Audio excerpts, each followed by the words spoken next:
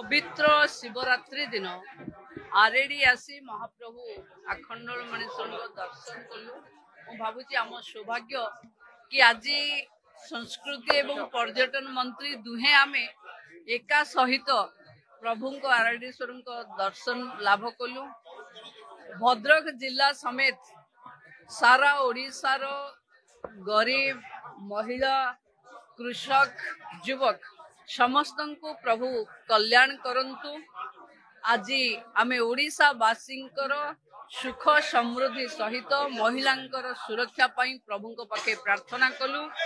आरेडी पीठर उन्नतीकरण करने पाई आमे 10 कोटी टंकार व्यवस्था करी व्यवहार करिचु। एबे एबे 10 कोटी रु आरंभ हबो किंतु मोर सान भाई संस्कृति मंत्री सूर्यवंशी सूरज कहते कि जहाँ पैसा आवश्यक हम आमे करिवो। आरेडी पीठरे जहाँ पैसा लागिवो आम सरकार ता करिवो।